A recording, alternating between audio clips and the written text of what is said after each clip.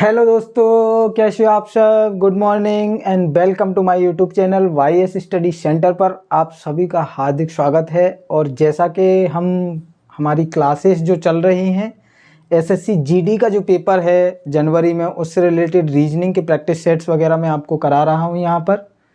तो आज हम जो चौथा जो हमारा प्रैक्टिस सेट है, 3 ऑलरेडी मैं आपको करा चुका हूँ जो 2019 में हुए थे। तो अभी ये हम चौथा प्रैक्टिस सेट्स कर रहे हैं। मुझे लगता है कि आपको जो मैं करा चुका हूँ 3 प्रैक्टिस सेट वो आपने देख लिए होंगे और आपको अच्छे से समझ में आ रहे होंगे। ये क्वेश्चंस कराने से पहले मैं आपको एक बात कहना चाहता हूँ। सक्सेस की खास बात यह है कि वो मेहनत करने वालों पर फिदा हो जाती है। तो मेहनत करते रहिए, आपको सक्सेस ज़रूर मिलेगी। चलो चालू करते हैं। क्या है हमारा पहला क्वेश्चन, देखते हैं। MNOP आमने सामने बैठकर ताश खेल रहे हैं। MN की दाईं ओर है। तो ये जो क्वेश्चन है ये सिटिंग अरेंजमेंट से रिलेटेड क्वेश्चन है हमारा। और मैं आपको सिटिंग अरेंजमेंट के क्वेश्चंस करा चुका हूँ, सिटिंग अरेंजमेंट में आपको समझा चुका हूँ। अगर किसी ने भी जो यहाँ पर नया है, मेरी वीडियो ये पहली बार जो देख रहा है, वो प्रीवियस वीडियोस मेरी सिटिंग अरेंजमेंट की जाके देखे, वहाँ उसको और अच्छे तरीके से मैंने समझाया हुआ है। फिर ये क्वेश्चंस अगर आप करोगे तो और अच्छे से समझ में आएगा। क्या कह रहा है कि 4 व्यक्ति हैं MNOP आमने सामने बैठकर ताश खेल रहे हैं। मान के चलते हैं हम आमने सामने बैठ रहे हैं तो हम एक सर्कल ड्रॉ कर लेते हैं। 4 व्यक्ति हैं तो 4 व्यक्तियों को बिठा देते हैं। ये आमने सामने बैठ गए। आमने सामने बैठकर क्या कर रहे हैं, वो ताश खेल रहे हैं। MN के दाईं ओर है। मैंने आपको बताया हुआ है कि स्टार्टिंग के फर्स्ट के 2 व्यक्तियों में से किसी एक को आप कहीं पर भी बिठा सकते हो। जैसे उसने बोला MN के दाईं ओर है, मैं अगर M को यहां बिठाता हूं। देखो, अगर आपको प्रश्न में ये नहीं दिया हुआ है, ये मेंशन नहीं किया हुआ है कि उन व्यक्तियों का मुंह किस तरफ है, तो हमें व्यक्तियों का मुंह केंद्र की ओर मानकर चलना है, यानी कि वो अंदर की ओर मुंह किए हुए हैं। जैसे यहाँ पर इसमें नहीं दे के रखा, सिर्फ ये बोला है आमने सामने बैठकर ताश खेल रहे हैं। तो मैंने अगर इसका मुंह अंदर की ओर माना हुआ है तो मेरा जो दायां है वो इसका दायां, मेरा जो बायां है वो उनका बायां है। M जो है वो N के दाईं ओर है। अगर M N के दाईं ओर है, मुझे बताइए कि अगर M यहाँ बैठा हुआ है तो N का दायां कौन सा होगा। तो मैं अगर N को यहाँ बिठाता हूँ तो देखिए ये मेरा दायां, तो ये N का दायां, यानी कि N के दाईं ओर कौन बैठ गया, M। और P जो है वो O के बाईं ओर है।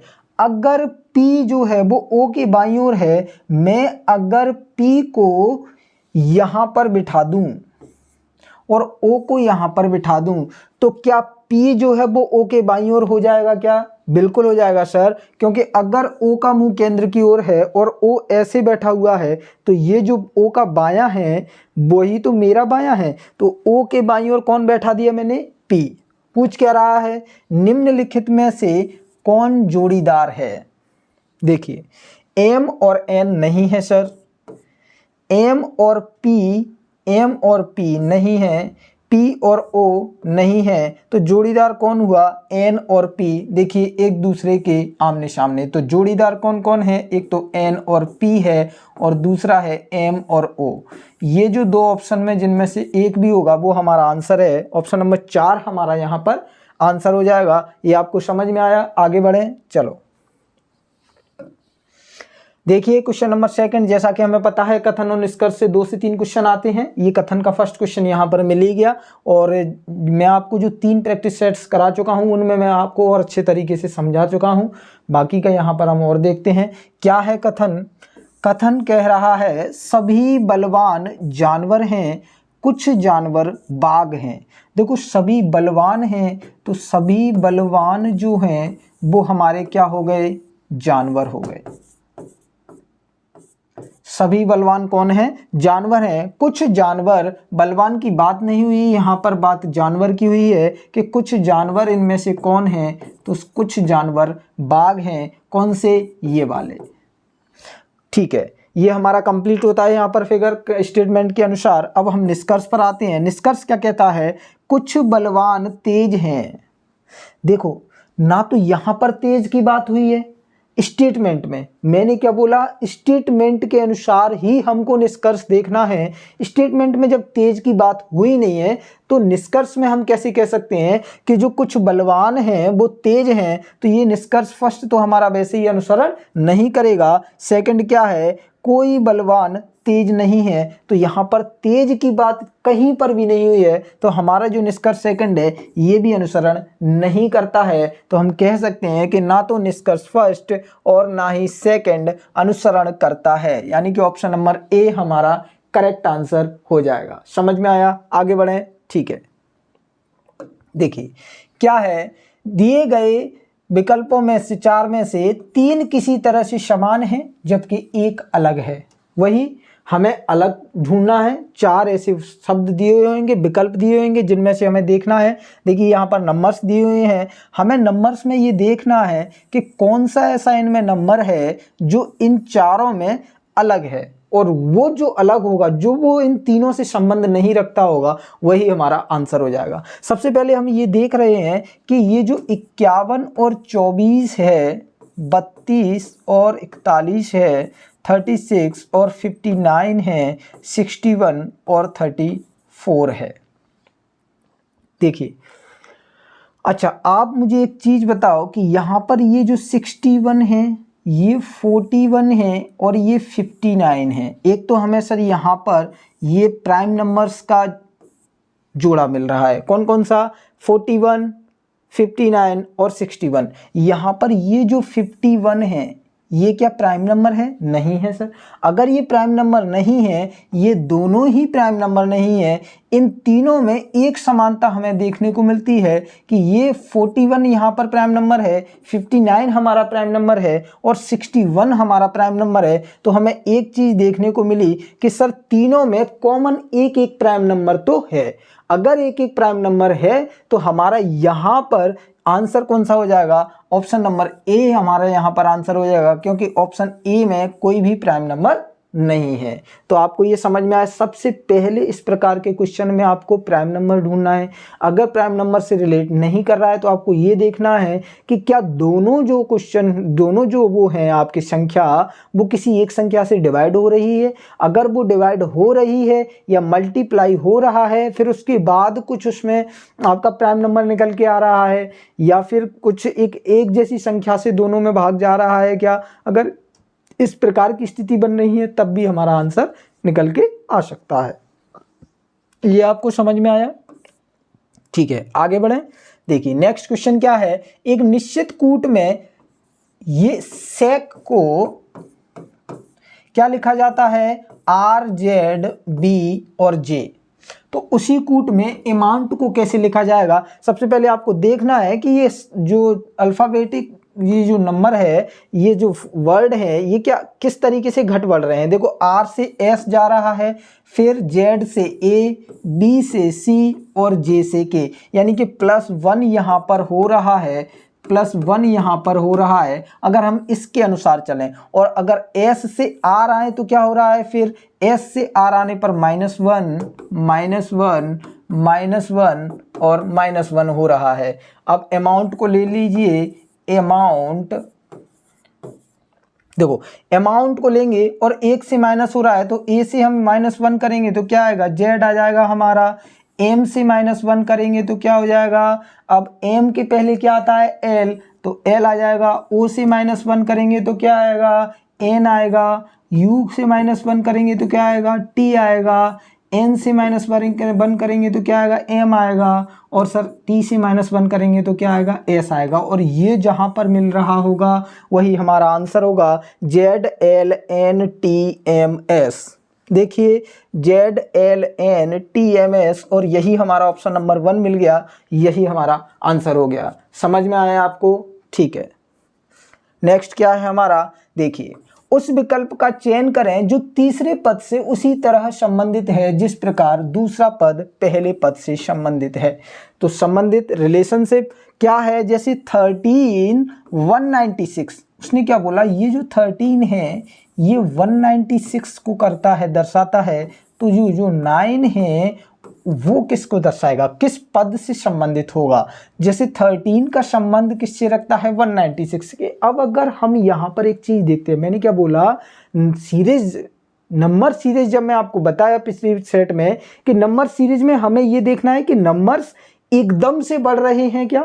अगर नंबर एकदम से बढ़ रहा है तो हमें वहां पर देखना है क्या नंबर का स्क्वायर तो नहीं है, क्या क्यूब तो नहीं है, क्या मल्टीप्लाई तो नहीं हो रहा है वहां पर। यहां पर हमें साफ साफ देखने से पता चल रहा है कि अगर मैं 13 का स्क्वायर करूं तो मुझे 169 मिलता है। क्या मिलता है सर, 169 मिलता है। लेकिन अगर मैं 196 तो नहीं मिलता ना, लेकिन अगर मुझे ये पता है कि अगर मैं 13 में +1 करूं और 14 आया, 14 का स्क्वायर अगर मुझे पता है कि 196 होता है, तो यहां पर ये 196 हमें मिल जाता है। ये जो सीरीज इस तरीके से यहां पर हुई है, 13 में पहले उसने +1 किया, फिर स्क्वायर किया 14 का। ऐसे ही अगर ये संबंध यहां पर दर्शाता है नेक्स्ट पद इसका, तो हमारा आंसर सही होगा और आंसर आ जाएगा। जैसे 9 में अगर मैं +1 करूं तो कितना आएगा, 10 आएगा सर, और 10 का स्क्वायर अगर मैं करूं तो कितना हो जाएगा, 100 हो जाएगा। क्या 100 हमारा ऑप्शन में मिल रहा है सर, बिल्कुल मिल रहा है। ऑप्शन नंबर 4 जो है वो हमारा 100 से मिल रहा है, यही हमारा आंसर हो जाएगा। आगे बढ़े, समझ में आया आपको किस तरीके से किया हमने, ठीक है। नेक्स्ट क्या है, देखिए कथन से रिलेटेड कम से कम 2 से 3 क्वेश्चन आपको मिलेंगे। मैं अभी भी बता रहा हूं आपको, कथन से रिलेटेड, नंबर सीरीज से रिलेटेड 5 से 6 क्वेश्चन आपको देखने को मिलेंगे। सिटिंग अरेंजमेंट से रिलेटेड 2 से 3 क्वेश्चन आपको देखने को मिलेंगे। ये आप 4 से 5 टॉपिक अगर आप अच्छे से करके जाते हो तो 25 में से कम 15 से 16 क्वेश्चन आपको ये 3 से 4 टॉपिक में देखने को मिल जाएंगे। जैसे यहाँ पर देखिए कथन का नेक्स्ट क्वेश्चन फिर आ गया, क्या कह रहा है, सभी 20 30 हैं। मान लो कि ये जो सभी 20 हैं ये सभी क्या हो गए सर, 30 हो गए। सभी 30 40 हैं। अब बोल रहा है कि जितने भी ये जो 30 हैं वो क्या हैं सर, 40 हैं। बोल रहा है सभी 40 60 हैं। जितने भी ये जो 40 हैं वो सर क्या हैं, 60 हैं। अब बोल रहा है सभी 60 70 हैं। तो जितने भी ये जो 60 हैं वो क्या हैं सर, 70 हैं। उसने क्या किया, बड़े डब्बे के अंदर एक और डब्बा, फिर उस डब्बे के अंदर एक और डब्बा, फिर उस डब्बे के अंदर एक और डब्बा, फिर उस डब्बे के अंदर एक और डब्बा, ऐसे उसने डब्बे के अंदर डब्बे के अंदर डब्बे के अंदर डब्बा रखते हुए चला गया वो। अब आप इसको यहां पर ध्यान से देखिएगा, क्या कह रहा है निष्कर्ष में, कुछ 40 30 हैं। क्या सर कुछ 40 30 हो सकते हैं सर, बिल्कुल हो सकते हैं कुछ 40 30। कैसे, मान के चलो ये 40 का डब्बा है हमारा, ये किसका डब्बा है, 40 का डब्बा है, ये पूरा 40 का डब्बा है सर। अब बोल रहा है कि ये 40 के डब्बे में क्या है, 30 हैं। उसने क्या बोला, जितने भी 30 हैं वो सब क्या हैं, 40 हैं। कथन में आपको क्लियर देखने को मिला, सभी 30 40 हैं। अगर इस डब्बे के अंदर ये जो आया हमारा, ये किसका डब्बा आया सर, 30 का आया। इसका मतलब क्या हुआ कि डब्बे के अंदर ये जो 30 का डब्बा है इसने कुछ ना कुछ 40 को तो घेर के रखा हुआ है ना। मान के चलो ये जो डब्बा है मैंने यहाँ पर इसको 40 40 से भर दिया, ऐसे 40 40 से भर दिया। अब अगर मैं यहाँ पर 30 के डब्बे को रखता हूं तो क्या कुछ 40 यहाँ पर जगह नहीं ले लेगा, यहाँ पर कुछ 40 की जगह पर नहीं आ जाएगा 30 का डब्बा।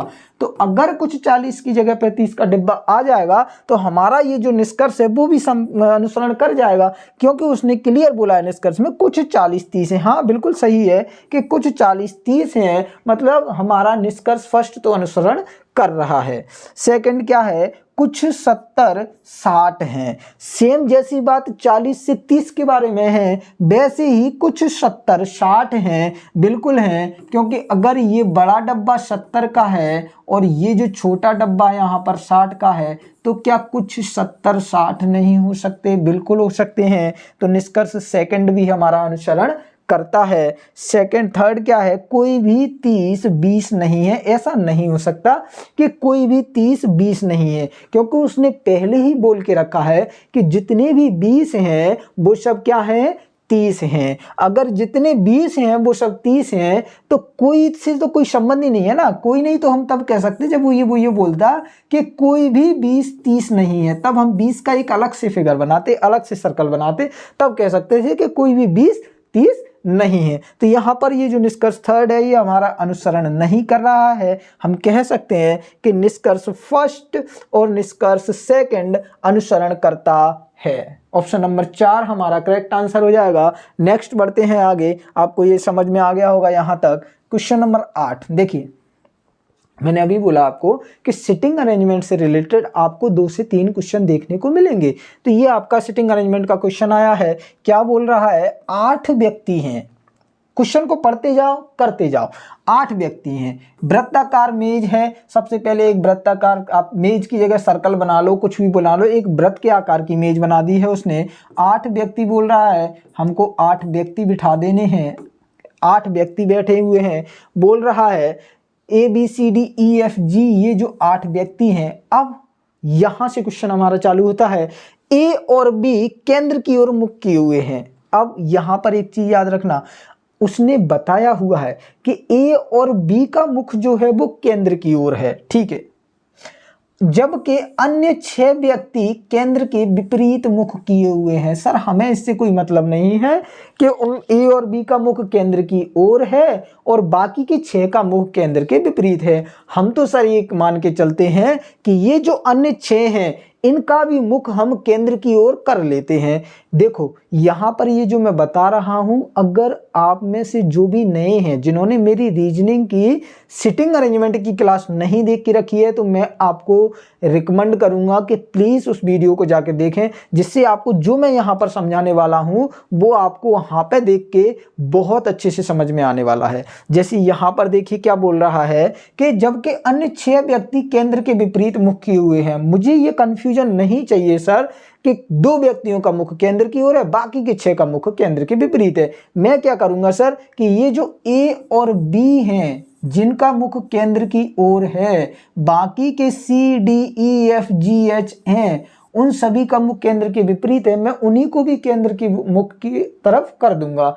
और G D G E F C जितने भी हैं इनके दाएं को बाएं कर दूंगा और बाएं को क्वेश्चन में दाएं कर दूंगा। कैसे, देखिए H के दाएं से दूसरे स्थान पर बैठा है। देखो किसके दाएं से बोल रहा है, ध्यान रख के चलना। मैंने क्या बोला, सिर्फ 2 व्यक्तियों का मुख केंद्र की ओर है, बाकी के 6 का मुख केंद्र के विपरीत है। अब H के दाएं, उसने क्या बोला सर, H के दाएं, और मैं क्या बोल रहा हूं कि ये जो H है इसका मुख केंद्र के विपरीत है, लेकिन मैंने क्या माना है, केंद्र की ओर माना है। यानी कि अगर H का मुख केंद्र की ओर माना है तो इस दाएं को मुझे क्या करना पड़ेगा, बायां करना पड़ेगा। बस इतना सा इसमें अपन को अलग करना है, अंतर करना है। बाकी का सब क्वेश्चन पूरा जो ये जो भाषा है क्वेश्चन की वो सेम रहेगी। ए क्या है, H के बाएं से दूसरे स्थान पर है, और मैं बता चुका हूं कि पहले 2 व्यक्तियों को आप कहीं पर भी बिठा सकते हो। जैसे A H के दाएं से दूसरे स्थान पर है, तो H अगर मैंने यहां बिठाया तो H के दाएं की जगह मैंने क्या लिया, बायां, तो H के बाएं से दूसरे स्थान पर बैठा हुआ है। अच्छा H का बायां कौन सा है सर, ये दायां है, मेरा दायां है, H का दायां, मेरा बायां, H का बायां, तो H के बाएं से दूसरे स्थान पर कौन बैठा हुआ है, A। यहां पर मैंने A को बिठा दिया, एक और दूसरा। सेकंड क्या है, B जो है वो A के बाएं से तीसरे स्थान पर बैठा हुआ है।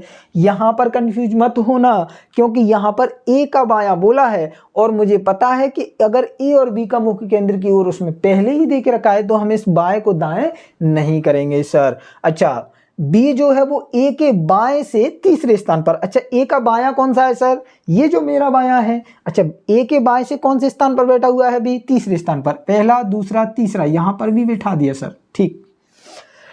D G के दाएं से दूसरे स्थान पर बैठा है सर, ना तो डी की बात की गई है और ना ही जी की बात अभी तक यहाँ पर आई है, ना हमें यहाँ पर पता है, तो हम इसको अभी छोड़ते हैं। और क्या बोला, जी ना बी और ना ही ए का तुरंत पड़ोसी है। देखिए सर, जो जी है वो बोल रहा है कि ये ए और बी का पड़ोसी नहीं है, मतलब ये जो जी है वो ना तो यहाँ आ सकता है, ना यहाँ आ सकता है, ना यहाँ आ सकता है और ना यहाँ आ सकता है। क्यों? वो ए का भी पड़ोसी नहीं है और बी का भी पड़ोसी नहीं है। इसका मतलब क्या हुआ सर? इसका मतलब ये हुआ कि जी की जो पोजीशन है वो कहाँ पर है? यहाँ पर है। तो हम कह सकते हैं निश्चित तौर पर कि जी कहाँ बैठा हुआ है? एच के दाएं बैठा हुआ है। ठीक, नेक्स्ट क्या है, अब डी की हमें, जी का हमें पता चल गया कि ये जो जी है वो डी जो है वो जी के दाएं से दूसरे स्थान पर बैठा है। देखो, ए और बी का मुख्य केंद्र की ओर था, बाकी का सबका विपरीत था, और जिनका विपरीत था उनके दाएं को मुझे बाएं करना है और बाएं को मुझे दाएं करना है। तो यहाँ दायां लिखा हुआ है, इसको क्या कर दीजिए? बायां कर दीजिए। अब बोलिए कि जो डी है वो जी के बाएं से, अच्छा जी के बाएं से दूसरे स्थान पर कौन बैठा हुआ है सर? डी बैठा हुआ है। तो यहाँ पर कौन बैठेगा सर? डी बैठेगा। तो डी को बिठा दिया। ठीक है, अब क्या आ रहा है, ई और एफ केंद्र के विपरीत मुख किए हुए हैं। सर ये जब स्टार्टिंग की भाषा में ही मुझे बता दिया गया था कि ए और बी सिर्फ दो व्यक्तियों का मुख केंद्र की ओर है, बाकी के अन्य जो 6 हैं उनका मुख केंद्र के विपरीत है। तो ये जो लाइन है, ये बेफालतू की ये जो लाइन मुझे दे के रखी हुई है, इसका क्या मतलब हुआ सर? मुझे तो भी कुछ समझ में नहीं आया कि ई और एफ केंद्र के विपरीत मुख किए हुए हैं। जब ई और एफ केंद्र के विपरीत मुख किए हुए हैं ये मुझे भी पता है, लेकिन यहाँ पर ना तो ई की पोजीशन उन्होंने दे के रखी हुई है और ना एफ की पोजीशन मुझे दे के रखी हुई है, क्योंकि ई और एफ मेरा यहाँ पर भी ई और एफ हो सकते हैं और यहाँ पर भी ई और एफ हो सकते हैं, और एक पोजीशन हमारी यहाँ पर भी है सर, क्योंकि अभी 3 व्यक्ति बचे हुए हैं। पूछ रहा है जी के बाएं से दूसरे स्थान पर कौन बैठा है? सर जी के बाएं से दूसरे स्थान पर यहाँ पर सीधा सा हमें पता है डी बैठा हुआ है। ऑप्शन नंबर 3 हमारा यहाँ पर करेक्ट आंसर हो जाएगा और हम आगे बढ़ जाएंगे। समझ में आया आपको? ठीक है, देखो उस विकल्प का चयन करें जो तीसरे पद से उसी तरह संबंधित है जिस प्रकार दूसरा पद पहले पद से। देखिए क्या लिखा है, मेट, नेट, मेट और नेट। सर ये जो मेट और नेट है इसमें एटी तो सेम है, सिर्फ एम से एन आया है सर। ऐसे ही एफ ए टी ई तो सेम रहेगा, और एफ जो है उसके बाद क्या आता है एफ जी, यानी कि जी ए टी ई गेट आ जाएगा। सर इसको करेक्ट कर लेना, ये हमारा जी है सर, गेट। तो ऑप्शन नंबर 4 हमारा करेक्ट आंसर हो जाएगा। समझ में आया? आगे बढ़ें, चलो। क्या दिया हुआ है, उस विकल्प का चयन करें जो सही रूप से रिक्त स्थान की पूर्ति करते हुए श्रृंखला को सीरीज, क्या है नंबर सीरीज में? देखिए 52 से 56 फिर 65, क्या दे रहा है? 52 से कितना गया? 56, 56 से कितना गया? 65, 65 से कितना गया? 81, 81 से कितना गया? 106, और यहाँ पर क्या आएगा? मुझे एक बात बताइए कि ये जो सीरीज है ये आपको किस तरीके से बढ़ती हुई दिखाई दे रही है? सिर्फ धीरे धीरे बढ़ रही है, या तो प्लस हो रहा है, बस प्लस ही हो सकता है यहाँ पर, और तो हम आगे देख सकते हैं सर क्या होगा। जैसे 52 से ये 56 गया, मतलब कितना हुआ सर? +4। अच्छा 56 से कितना गया सर? 65 गया, मतलब कितना हुआ? +9, तभी तो 65 आएगा। अच्छा अगर 65 से 81 गया, मतलब अब कितना गया सर? 61 गया सर। इसका आपको एक चीज समझ में आ रही है यहाँ पर, क्या सर? कि ये जो है वो किसी ना किसी संख्या का स्क्वायर है। ये जो नंबर हम प्लस कर रहे हैं, जैसे 4 किसका स्क्वायर है सर? 2 का। अगर ये 4 2 का है तो 3 का स्क्वायर क्या है? 9 है। सर 4 का स्क्वायर क्या है 16 है। सो सर मुझे बताइए यहाँ पर किसका स्क्वायर आएगा, सर 5 का स्क्वायर आएगा, कितना आएगा प्लस 25 आएगा सर। अच्छा 106 जो आया इसके बाद 5 के स्क्वायर के बाद कितना आएगा सर 6 का स्क्वायर कितना होता है 36, जोड़ दीजिए, यही हमारा आंसर है 142, और जहां पर भी 142 होगा वही हमारा आंसर हो जाएगा। आगे बढ़ें, देखिए क्या है, उस विकल्प का चयन करें जो तीसरे पद से उसी तरह संबंधित है जिस प्रकार दूसरा पद पहले पद से संबंधित है। क्या है पहला पद, दिन रात, बिल्कुल अपोजिट है सर, दिन रात। तो मुझे बता सुबह जो है, मॉर्निंग जो है वो किससे रिलेटेड होगी, तो शाम, सुबह शाम, दिन रात, खत्म। अच्छा नेक्स्ट क्या है, उस विकल्प का चयन करें जो सही रूप से रिक्त स्थान की पूर्ति करती है। फिर श्रृंखला, कौन सी श्रृंखला है, इस बार अल्फाबेटिकल श्रृंखला है सर। अब देखिए यहाँ पर ये जो श्रृंखला देखी रखी हुई है, यहाँ पर गैप हमें समझ में आ रहा है क्योंकि 2 अल्फाबेट नंबर को हमें चूज करना है, JH, JG, KH और KI।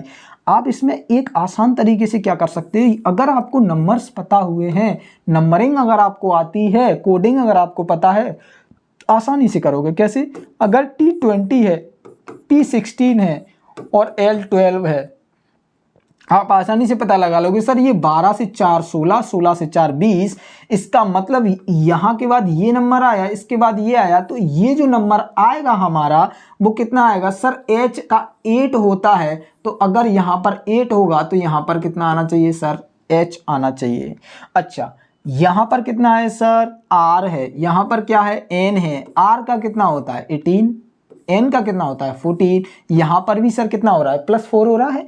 अगर +4 हो रहा है तो यहाँ पर कितना होगा सर, J आएगा, क्योंकि J का 10 होता है और 10 में +4 करेंगे तो कितना आएगा सर 14 आएगा। तो J और H, J जो नंबर है वही आंसर है हमारा, और ऑप्शन नंबर 1 हमारा करेक्ट आंसर है। समझ में आया आपको, आगे बढ़ें, ठीक है। नेक्स्ट क्या है, उस विकल्प का चयन करें। देखिए ये जो संबंध, रिलेशंस, इस प्रकार की ये जो क्वेश्चन है कम से कम 4 से 5 हमें देखने को मिल गए। मैं आपको क्या बोल रहा हूं, कम से कम ये 4 से 5 ही टॉपिक है SSC GD के पेपर में, जिसमें 15 से 16 क्वेश्चन आपको यूं ही देखने को मिल जाएंगे, बहुत आसानी से। आप अच्छे तरीके से बस प्रैक्टिस कर लो इन क्वेश्चंस की, आपको यही क्वेश्चंस देखने को मिलने वाले हैं। क्या है, जैसे उसने बोला भारत क्या है, एक देश है। अगर भारत देश है तो वैसे ही दिल्ली क्या है सर, हम सभी को पता है, ऐसा कोई नहीं होगा यहाँ पर जो वीडियो देख रहा है ये दिल्ली का नहीं पता होगा। अगर भारत एक देश है तो दिल्ली क्या है हमारी सर, दिल्ली क्या एक जिला है, दिल्ली एक राजधानी है, तो दिल्ली क्या है, राजधानी। समझ में आया सर, ठीक है। नेक्स्ट क्वेश्चन पर बढ़ते हैं। यदि B को 2, देखो यहां पर लिखते चलो कि B को उन्होंने क्या लिखा, 2 लिखा, F को लिखा 8 लिखा, C को 4 लिखा, G को 3 लिखा, H को 0 लिखा और A को 1 लिखा, N को 7 लिखा। देखो इस प्रकार के क्वेश्चनों को अगर कोडिंग की गई है तो आप एक चीज याद रख के चलना, एग्जाम में जब भी आप बैठते हो वहां पर समय हमें बहुत कम मिलता है, 60 मिनट का टाइम मिलता है हमको, जिसमें से 10 से 15 मिनट तो हमारी यूं ही माउस को क्लिक करते हुए सेव एंड नेक्स्ट करते हुए निकल जाते हैं, यानी हमारे पास 45 टू 50 मिनट का टाइम रहता है।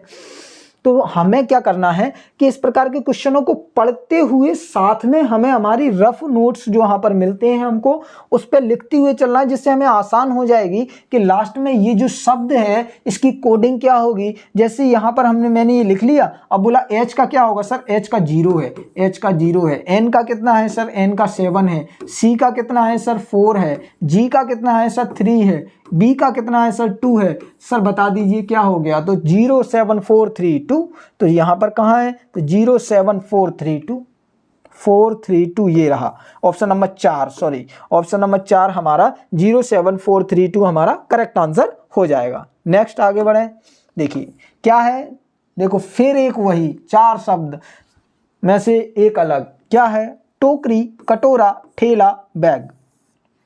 ठेला, कटोरा, टोकरी। टोकरी क्या होती है सर? ये इस प्रकार की टोकरी हो गई। कटोरा भी ऐसा ही होता है, ऐसा। अच्छा, बैग कैसा होता है? तो ये बैग हो गया सर।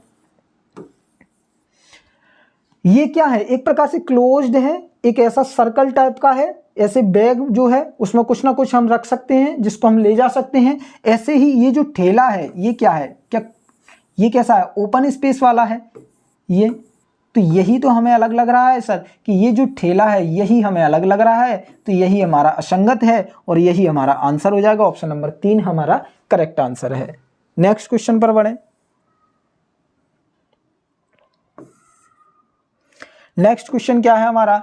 4 अक्षर समूह दिए हुए हैं जिनमें से 3, देखो फिर से वही क्वेश्चन आ गया हमारा। क्या है? देखो M P Q S, M से पी गया यानी कितना किया सर?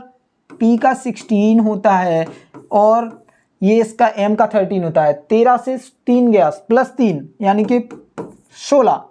यहां पर +3 पहले, सबसे पहले क्या करो आप ऑप्शन से चेक करो जिससे जल्दी से आप निकल जाओ क्लिक करके। अच्छा, m से 13 से +3 16, g से h गया सर, इसमें नहीं मिल रहा हमारा, ये आंसर हो सकता है। लेकिन f से आई गया, हमें पता है f का 6 होता है, आई का 9 होता है, यानी कि 6 से 9 गया +3, ये करेक्ट मिल रहा है। ये भी मिल रहा है। r का u मिल रहा है क्या सर? हाँ, 8 18 होता है r का, और u का होता है सर 21, यानी कि +3 यहाँ पर भी हो रहा है सर। सिर्फ इसको छोड़ के कुछ ऑप्शन नंबर 2 को सभी से संबंधित यहाँ पर हो रहा है। हमें पूरा देखो हल करना भी नहीं पड़ा और हमारा आंसर भी आ गया। यही तो है, मैं क्या बोल रहा हूँ, आप ऑप्शन को भी साथ साथ में चेक करते चलिए।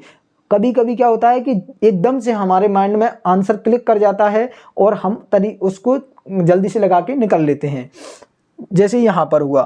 नेक्स्ट क्या है?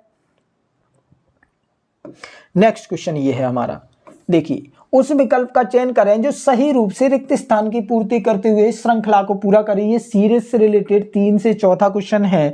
क्या देखे रखा हुआ है? 18, 36, 108, 432 और 2160, और उसके बाद क्या? मुझे बताइए सर, हमें ये जो सीरीज है ये कैसे बढ़ते हुए दिखाई दे रही है?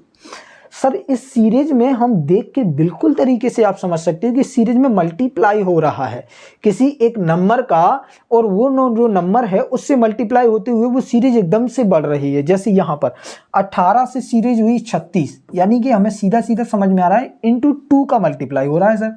अच्छा, अगर मैं 36 से 108 गया तो मुझे पता है सर × 4 का मल्टीप्लाई हो रहा है, क्योंकि 36 चौका 108, 36 × 3 का मल्टीप्लाई हो रहा है कि 36 तिया 108 होते हैं। अच्छा, 108 से 432 जा रहा है, × 4 का हो रहा है। अब यहाँ हमें पूरा करने की जरूरत नहीं है, हमें पता चल गया कि × 2, × 3, × 4, यानी यहाँ से यहाँ पर गया तो कितना हो रहा हुआ? × 5।